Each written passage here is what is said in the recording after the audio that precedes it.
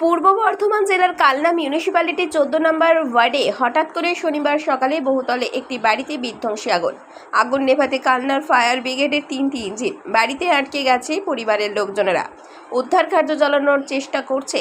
বাড়ির একাংশ ভেঙে কী করে এই আগুন তা খতিয়ে দেখছে দমকল বাহিনী। এখনও কোনো হতাহতের খবর পাওয়া যায়নি।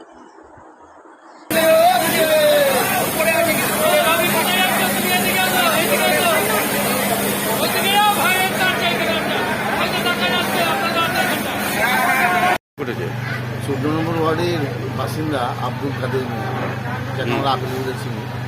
এনার একটি জুতোর গোডাউন ছিল। একটু জোরে বলুন। এনার একটি জুতোর গোডাউন আছে এবং তার সঙ্গে যেটা হচ্ছে যে আমাদের মোবাইলের টাওয়ার আছে বাড়িতে। সম্ভবত ইলেকট্রিক শর্ট সার্কিট হয়েই সম্ভবত মনে হয় অগ্নিসংযোগটা হয়েছে এবং বিধ্বংসী অগ্নিসংযোগ আপনারা দেখতে পারবেন। আমার বাড়িতে কেউ আটকে আছে? হ্যাঁ, বাড়িতে একজনাকে উদ্ধার করা হয়েছে, যিনি এখন ছাদের উপর দিয়ে নিচে নামানো হয়েছে, আর একজনের ভেতরে আটকে রয়েছে। যেহেতু চাবি আটকানো রয়েছে চারিদিক থেকে, চাবিও খুঁজে পাচ্ছে না, স্বাভাবিকভাবে চাবিগুলো বেরিয়ে আসতে পারছে না। এখন জানলা ভেঙে ওনাকে বার করার চেষ্টা করা হচ্ছে। ফায়ার ব্রিগেড, থানা, বিদ্যুৎ সাপ্লাই দপ্তর সকলেই এখানে উপস্থিত রয়েছে এবং সমস্ত মানুষ এবং যুদ্ধকালীন তৎপরতায় এই বিষয়টা কতটাকে বের করা যাচ্ছিল না।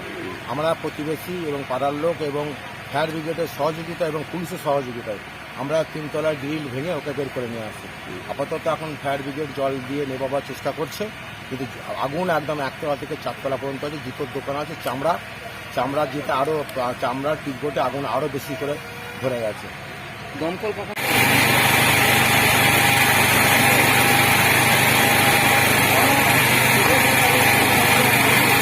পূর্ব বর্ধমান থেকে নিজস্ব প্রতিনিধির রিপোর্ট, 99 নিউজ বাংলা।